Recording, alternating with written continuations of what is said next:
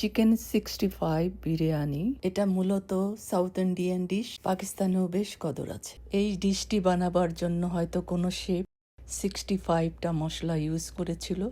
Anyway, Ranu culinary থেকে সবাইকে শুভেচ্ছা।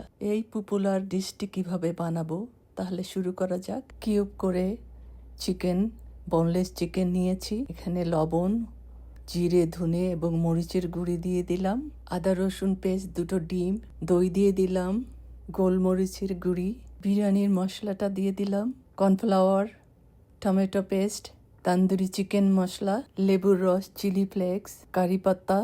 সব উপকরণগুলো ভালো করে মেখে আধা ঘন্টার জন্য ম্যারিনেট করে রেখে দিয়ে এরপর ভাজা শুরু করলাম।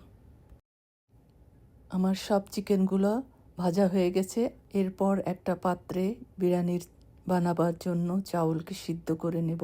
এই সিদ্ধ পানিতে লবণ, তেজপাতা, গরম মশলা দিয়ে এবং চাউল ঢেলে দিয়ে একটু তেল দিয়ে ভালো করে 75% চাউলটাকে সিদ্ধ করে নিচ্ছি। এদিকে আর একটা পাত্রে আমি চিকেনের গ্রেভি করার জন্য পেঁয়াজ ভেজে নিলাম, আদা রসুন পেস্ট দিয়ে দিলাম, ওই যে মেখে রেখেছিলাম চিকেনের গ্রেভিটাও এখানে দিয়ে দিলাম, কিছুটা তান্দুরি মশলা, বিরিয়ানির মশলা সব একসঙ্গে দিয়ে ভালো করে নেড়ে দিচ্ছি।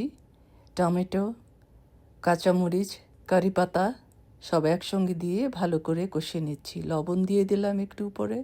মশলাগুলোকে ভালো করে কষিয়ে এরপর ভেজে রাখা সেই চিকেনগুলোকে ঢেলে দিয়ে ভালো করে কষিয়ে নেব 5-7 মিনিট। কি দারুণ লাগছে এই কষানোটা, মনে হচ্ছে এখনই খেয়ে ফেলি। এখন আমি চলে যাব বিরিয়ানিটাকে দমে দেওয়ার জন্য। আমি রাইস নিয়েছি, সমস্ত মাংসগুলো ঢেলে দিলাম, পুদিনার পাতা অ্যাড করলাম, ধনের পাতা দিয়ে দিলাম উপরে, পেঁয়াজের বেরেস্তা এখানে দিলাম, চাউলগুলো ঢেলে দিয়ে সুন্দর করে সাজিয়ে নিলাম। উপরে একটু ফুড কালার দিয়ে দিলাম, টমেটো সাজিয়ে দিলাম। সবার শেষে একটু ঘি দিয়ে আমি 20 মিনিটের জন্য দমে দিলাম। এরপর আমার এই বিরিয়ানিটার 65 বিরিয়ানির লুকটা এইভাবে হয়েছে। কি দারুণ হয়েছে, খেতেও দারুণ, দেখতেও দারুণ। তা আপনারাও বাসায় ট্রাই করুন এই নতুন রেসিপি। আমার ভিডিওটি ভালো লেগে থাকলে আমার পাশে থাকুন।